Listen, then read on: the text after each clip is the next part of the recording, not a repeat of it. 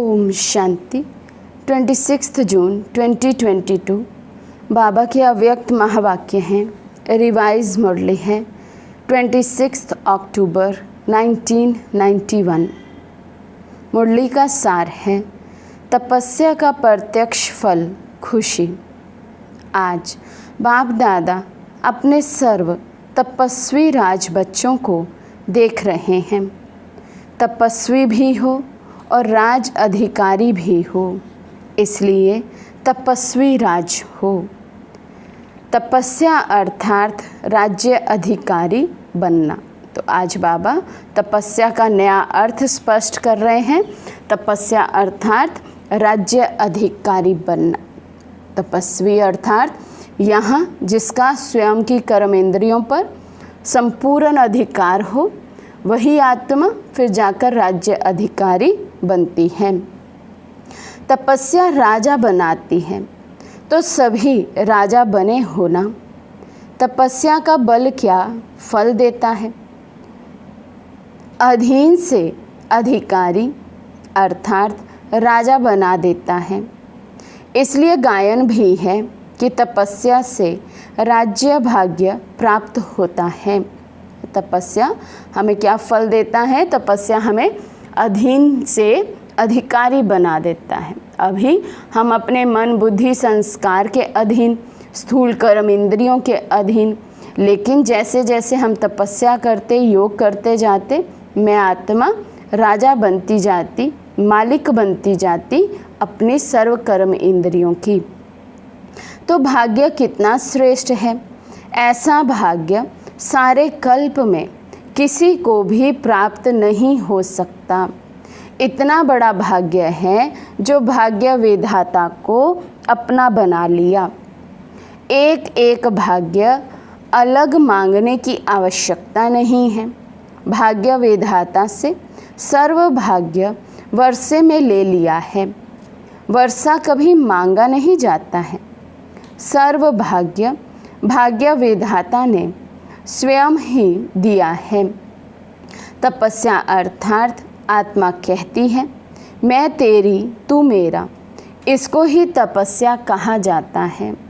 तो बाबा तपस्या के कितने गहरे अर्थ हम बच्चों को समझा रहे हैं।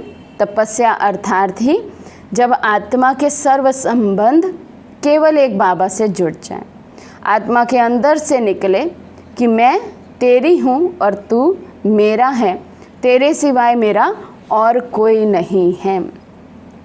इसी तपस्या के बल से भाग्य विधाता को अपना बना दिया है। भाग्य विधाता बाप भी कहते हैं मैं तेरा। तो कितना श्रेष्ठ भाग्य हो गया।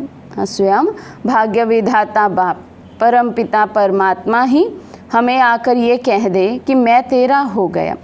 तो बाबा कहते फिर अलग अलग जाकर भाग्य मांगने की तो ज़रूरत ही नहीं। कितना श्रेष्ठ भाग्य बन गया हमारा। भाग्य के साथ साथ स्वराज्य अभी मिला है। भविष्य विश्व का राज्य स्वराज्य का ही आधार है। तो अभी जो जितना स्वराज्य अधिकारी आत्मा, भविष्य में उतना ही बड़ा राज्य अधिकारी बनता है। इसलिए तपस्वी राज हो। बाप दादा को भी अपने हर एक राज्य अधिकारी बच्चे को देख हर्ष होता है। भक्ति में अनेक जन्मों में बाप दादा के आगे क्या बोला याद है या भूल गए हो? बार बार अपने को मैं गुलाम ही बोला है। मैं गुलाम तेरा। बाप कहते हैं मेरे बच्चे और गुलाम, भगवान के बच्चे और गुलाम। बाबा को भी कितना आश्चर्य लगता है। लेकिन उस समय हमने कहा, क्योंकि उस समय तो हमें ये नशा नहीं है, ये पता नहीं है कि हम भगवान के बच्चे हैं। बाप कहते हैं मेरे बच्चे और गुलाम। सर्वशक्तिवान के बच्चे और गुलाम शोभता है। इसलिए बाप ने मैं गुलाम तेरा के बजाय क्या अनुभव कराया? मैं तेरा। तो गुलाम से राजा बन गए। अभी भी कभी गुलाम तो नहीं बनते हो, गुलामपने के पुराने संस्कार कभी इमर्ज तो नहीं होते हैं। तो बाबा कहते अपने आप को चेक करो, अभी भी गुलाम तो नहीं बन जाते, मालिक से मांगते ही तो नहीं रहते हैं। अभी क्या है, हम अधिकारी हैं। माया के गुलाम होते हो? बाबा पूछ रहे हैं। राजा कभी गुलाम नहीं बन सकता है। गुलामपना छूट गया वह कभी कभी अच्छा लगता है। तो तपस्या का बल बहुत श्रेष्ठ है। और तपस्या क्या करते हो? तपस्या में मेहनत करते हो। बाप दादा ने सुनाया था कि तपस्या क्या है? मौज मनाना। तपस्या क्या है? मौज मनाना। तो बाबा ने पहले पूछा, तपस्या करते हैं तो मेहनत तो अनुभव नहीं होती? ऐसा तो नहीं 1 घंटा बैठे योग करने, उसमें से 55 मिनट तो ऐसे ही बीत जाए माया से युद्ध करते हुए, और कहीं जाकर फिर 5 मिनट योग लगे, तो उसको तो मौज नहीं कहेंगे। पूरा जीवन ही मन की, बुद्धि की मौज हो जाए, ये है तपस्या। तपस्या अर्थात बहुत सहज नाचना और गाना। बस नाचना गाना सहज होता है, वह मुश्किल होता है। मनोरंजन होता है, वह मेहनत होती है। तो तपस्या में क्या करते हो? तपस्या का प्रत्यक्ष फल है खुशी। तो तपस्या मौज है, तपस्या का प्रत्यक्ष फल है खुशी। अंदर से आत्मा इतनी हल्की रहे कि हर समय मन से डांस करती रहे। तो खुशी में क्या होता है? नाचना। अर्थात खुशी में नाचना और बाप के और अपने आदि अनादि स्वरूप के गुण गाना। तो तपस्या अर्थात खुशी में नाचना, और फिर गुण कौन से गाने हैं? अपने और बाप के। तो ये गीत कितना बड़ा और कितना सहज है। बाबा के तो गुण भी अविनाशी और अनगिनत है। तो बाबा कहते कितना बड़ा गुण हो गया, कितना बड़ा गीत हो गया, क्योंकि जो बाबा के गुण सो बच्चों के गुण। तो इसमें गला ठीक है व नहीं ठीक है, इसकी भी ज़रूरत नहीं है। निरंतर ये गीत गा सकते हो, निरंतर खुशी में नाचते रहो। तो तपस्या का अर्थ क्या हुआ? नाचना और गाना। कितना सहज है। माथा भारी उसका होता है जो छोटी सी गलती करते हैं। ब्राह्मण जीवन में कभी किसी का माथा भारी हो नहीं सकता। तो बाबा कहते ब्राह्मणों को ये बाबा का वरदान है, कभी भारीपन नहीं आ सकता। लेकिन यदि आता है तो अपनी एक गलती से। हॉस्पिटल बनाने वालों का माथा भारी हुआ। ट्रस्टी सामने बैठे हैं ना, उस समय जो बाबा का हॉस्पिटल है माउंट आबू में, ग्लोबल हॉस्पिटल, वो बना। तो इसलिए बाबा पूछ रहे हैं कि जिन्होंने बनाया, जो वहाँ निमित्त बने, तो उनका माथा भारी हुआ क्या? कोई टेंशन हुई क्या? माथा भारी है जब करण करावनहार बाप है, तो आपको क्या बोझ है? ये तो निमित्त बनाकर भाग्य बनाने का साधन बना रहे हैं। करने वाले तो शिव बाबा हैं। हमें केवल वो सेवा में निमित्त बनाते हैं ताकि हमारा भाग्य बन जाए। आपकी जिम्मेवारी है क्या? बाप के बजाय अपनी जिम्मेवारी समझ लेते हैं तो माथा भारी हो जाता है। बाप सर्वशक्तिवान मेरा साथी है, तो क्या भारीपन होगा? छोटी सी गलती कर देते हो, मेरी जिम्मेवारी समझते हो तो माथा भारी होता है। तो ब्राह्मण जीवन ही नाचो, गाओ और मौज करो। सेवा चाहे वाचा है चाहे कर्मना है। ये सेवा भी एक खेल है। सेवा कोई और चीज़ नहीं है। कोई दिमाग के खेल होते हैं, कोई हल्के खेल होते हैं, लेकिन है तो खेल ना। दिमाग के खेल में दिमाग भारी होता है क्या? तो बाबा कहते खेल तो खेल है, भले कोई यदि दिमाग का भी खेल खेले तो भी दिमाग तो भारी नहीं होता, खेल तो मनोरंजन के लिए खेला जाता है। तो ये सब खेल करते हो, तो सेवा भी बाबा कहते कैसे हो, जैसे खेल कर रहे हैं। केवल बाबा मेरा भाग्य बनाना चाहता है, इसलिए मुझे वो सेवा का चांस देते हैं। तो चाहे कितना भी बड़ा सोचने का काम हो, अटेंशन देने का काम हो, लेकिन मास्टर सर्वशक्तिवान आत्मा के लिए सब खेल है। बाबा पूछते ऐसे है, वह थोड़ा थोड़ा करते करते थक जाते हो, मेजॉरिटी अथक बनते हो, लेकिन कभी कभी थोड़ा थक जाते हो। यही योग का प्रयोग सर्व खजानों को, चाहे समय, चाहे संकल्प, चाहे ज्ञान का खजाना व स्थूल तन भी, अगर योग के प्रयोग की रीति से प्रयोग करो तो हर खजाना बढ़ता रहेगा। तो यदि योगी तो आत्मा, ज्ञानी तो आत्मा बनकर हर खजाना यूज़ करेंगे तो बाबा कहते खजाना बढ़ता ही रहेगा। माथा कभी भारी होगा नहीं, टेंशन कभी होगी नहीं, परेशानी कभी होगी नहीं। इस तपस्या वर्ष में योग का प्रयोग किया है ना, क्या प्रयोग किया है? इस एक एक खजाने का प्रयोग करो। कैसे प्रयोग करो? कोई भी खजाने को कम खर्च और प्राप्ति अधिक, मेहनत कम, सफलता ज़्यादा, इस विधि से प्रयोग करो। जैसे समय को व संकल्प को उठाओ, ये श्रेष्ठ खजाने हैं। तो संकल्प का खर्च कम हो लेकिन प्राप्ति ज़्यादा हो।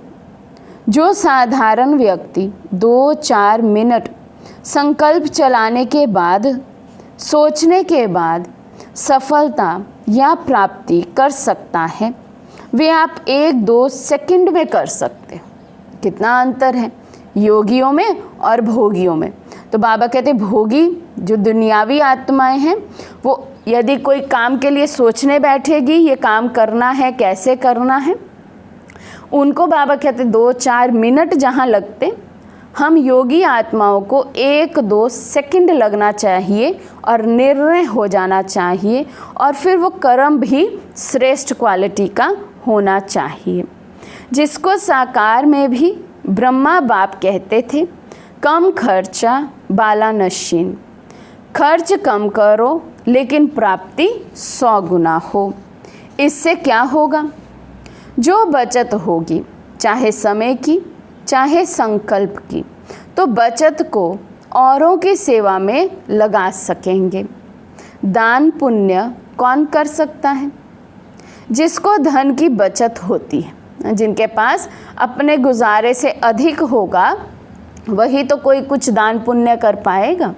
तो इसी तरह से बाबा कहते हैं समय का खजाना, संकल्प का खजाना, या और भी जितने खजाने भी बाबा ने बताए और दिए हुए हैं, उन खजानों को यूज़ करने के एक तरीका है उनकी बचत करना। बचत करेंगे तो बाबा कहते फिर सेवा में लगा सकेंगे। दान पुण्य कौन कर सकता है? जिसको धन की बचत होती है। अगर अपने प्रति लगाने जितना ही कमाया और खाया तो दान पुण्य कर नहीं सकेंगे। योग का प्रयोग यही है, कम समय में रिजल्ट ज़्यादा, कम संकल्प से अनुभूति ज़्यादा हो, तब ही हर खजाना औरों के प्रति यूज़ कर सकेंगे। ऐसे ही वाणी और कर्म, कम खर्चा और सफलता ज़्यादा, तब ही कमाल गाई जाती है। बाप दादा ने कमाल क्या की, कितने थोड़े समय में क्या से क्या बना दिया, तब तो कहते हो कमाल कर दी। एक का पदम गुना प्राप्ति का अनुभव करते हो, तब कहते हो कमाल कर दिया। जैसे बाप दादा का खजाना प्राप्ति और अनुभूति ज़्यादा कराता है, ऐसे आप सब भी योग का प्रयोग करो। सिर्फ ये गीत नहीं है कि बाबा आपने कमाल कर दिया है, आप भी तो कमाल करने वाले हो। तो बाबा कहते कमाल करना भी केवल बाबा का कर्तव्य नहीं है, हम बच्चों को भी ऐसी कमाल करके दिखानी है। बाबा कहते करते भी हो, लेकिन तपस्या के चलते हुए समय में मेजॉरिटी की रिजल्ट क्या देखी? तपस्या का उमंग उत्साह अच्छा है, अटेंशन भी है, सफलता भी है, लेकिन स्वयं प्रति सर्व खजाने यूज़ ज़्यादा करते हो। स्वयं प्रति समय भी ज़्यादा देंगे, संकल्प भी ज़्यादा चलाएंगे, तो और भी वाणी का भी ज़्यादा प्रयोग करते हैं। जो भी खजाने बाबा ने बताए हैं, बाबा कहते हैं अपने प्रति अधिक यूज़ करते, माना बचत नहीं करते हैं। अपनी अनुभूतियाँ करना ये भी अच्छी बात है, लेकिन तपस्या वर्ष स्वयं प्रति और विश्व सेवा प्रति ही दिया हुआ है। तपस्या के वाइब्रेशंस विश्व में और तीव्र गति से फैलाओ। जो सुनाया कि योग के प्रयोग को और अनुभव की प्रयोगशाला में प्रयोग की गति को बढ़ाओ।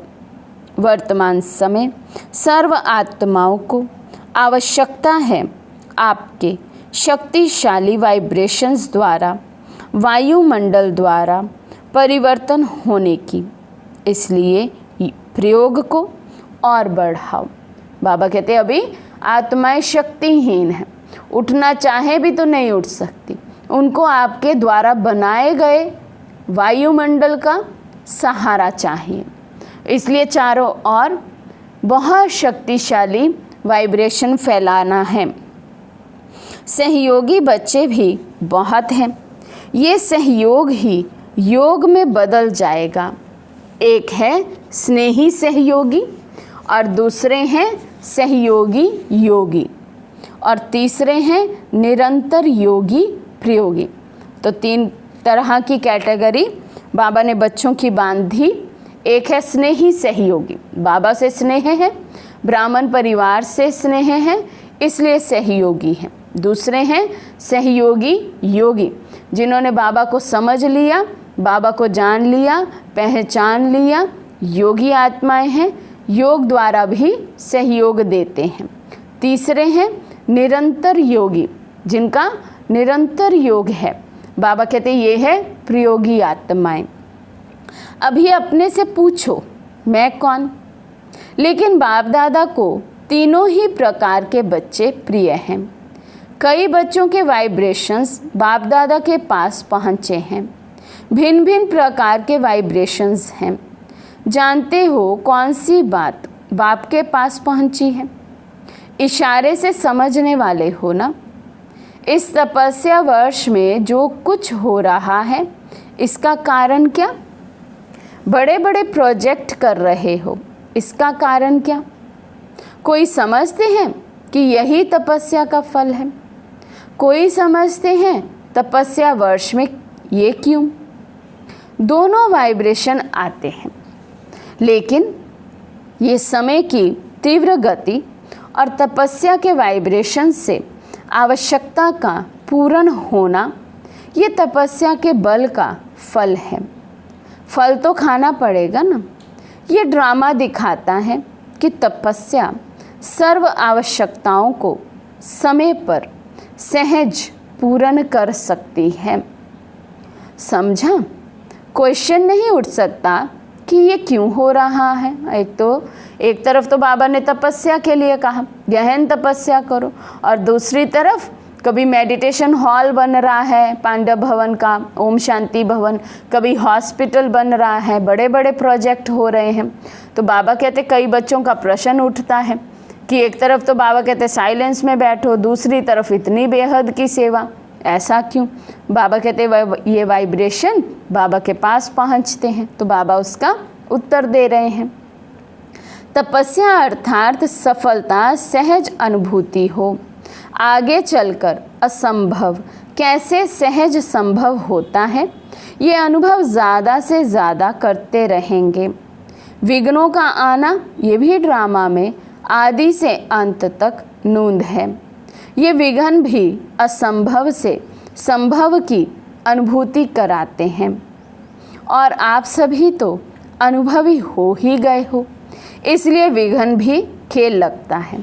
जैसे फुटबॉल का खेल करते हो तो क्या करते हो? बॉल आता है तभी तो ठोकर लगाते हो ना। अगर बॉल ही ना आए तो ठोकर कैसे लगाएंगे? खेल कैसे होगा? ये भी फुटबॉल का खेल है। खेल खेलने में मज़ा आता है ना, या मूंझते हो? कोशिश करते हो ना कि बॉल मेरे पाँव में आए और मैं लगाऊं। ये खेल तो होता रहेगा, नथिंग न्यू।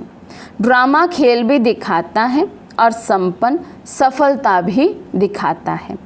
यही ब्राह्मण कुल की रीति रस्म है। अच्छा, इस ग्रुप को बहुत चांस मिले हैं। किसी भी कार्य के निमित्त बनना, किसी भी प्रकार की विधि से निमित्त बनना, अर्थात चांस लेने वाले चांसलर बनना। आज के विश्व में संपत्ति वाले तो बहुत हैं, लेकिन आपके पास सबसे बड़े से बड़ी संपत्ति कौन सी है जो दुनिया वालों के पास नहीं है? और उसी आवश्यकता संपत्ति वालों को भी है तो गरीब को भी है। वे कौन सी संपत्ति है? सबसे बड़े से बड़ी आवश्यक संपत्ति है सिंपथी। चाहे गरीब है चाहे धनवान है, लेकिन आज सिंपथी नहीं है, सहानुभूति नहीं है किसी के प्रति। किसी को सहारा देने की किसी में कैपेसिटी नहीं है, किसी के दुख दर्द को समझने की और उसको वाइब्रेशन देने की कैपेसिटी नहीं है दुनिया में। तो सिंपथी की संपत्ति सबसे बड़े से बड़ी है। और कुछ भी नहीं दो, लेकिन सिंपथी से सबको संतुष्ट कर सकते हो। और आपकी सिंपथी ईश्वरीय परिवार के नाते से सिंपथी है, अल्पकाल की सिंपथी नहीं। दुनिया में तो कोई जाएगा, किसी का सिर्फ वाणी से बोलकर दुख बटाने के डायलॉग्स बोलेगा, लेकिन बाबा कहते हैं आप बच्चों की तो ईश्वरीय सिंपथी है, सच्ची सच्ची सिंपथी की सहानुभूति पूरे विश्व की आत्माओं से। पारिवारिक सिंपथी सबसे बड़े से बड़ी सिंपथी है और ये सबको आवश्यक है और आप सबको दे सकते हो। रूहानी सिंपथी तन मन और धन की भी पूर्ति कर सकती है। अच्छा, इस पर फिर सुनाएंगे। चारों ओर के तपस्वी राज श्रेष्ठ आत्माएं सदा योग के प्रयोग द्वारा कम खर्च सफलता श्रेष्ठ अनुभव करने वाले, सदा मैं तेरा तू मेरा इस तपस्या में मगन रहने वाले, सदा हर समय तपस्या के द्वारा खुशी में नाचने और बाप और अपने गुण गाने वाले, ऐसे देश विदेश के सर्व समृद्धि स्वरूप बच्चों को बाप दादा का याद प्यार और नमस्ते। हम रूहानी बच्चों की रूहानी बाप दादा को दिल व जान सिक व प्रेम से नमस्ते नमस्ते नमस्ते जी। आज का वरदान है, अपने चलन और चेहरे द्वारा भाग्य की लकीर दिखाने वाले श्रेष्ठ भाग्यवान भव। अपने चलन और चेहरे द्वारा भाग्य की लकीर दिखाने वाले श्रेष्ठ भाग्यवान भव। आप ब्राह्मण बच्चों को डायरेक्ट अनादि पिता और आदि पिता द्वारा ये अलौकिक जन्म प्राप्त हुआ है, जिसका जन्म ही भाग्य विधाता द्वारा हुआ हो। वे कितना भाग्यवान हुआ। अपने इस श्रेष्ठ भाग्य को सदा स्मृति में रखते हुए हर्षित रहो। हर चलन और चेहरे में ये स्मृति स्वरूप प्रत्यक्ष रूप में स्वयं को भी अनुभव हो और दूसरों को भी दिखाई दे। आपके मस्तक बीच ये भाग्य की लकीर चमकती हुई दिखाई दे, तब कहेंगे श्रेष्ठ भाग्यवान आत्मा। स्लोगन है, योगी तो आत्मा वे है जो अंतर्मुखी बन लाइट माइट रूप का अनुभव करता है। योगी तो आत्मा वे है जो अंतर्मुखी बन लाइट माइट रूप का अनुभव करता है। अच्छा, ओम शांति।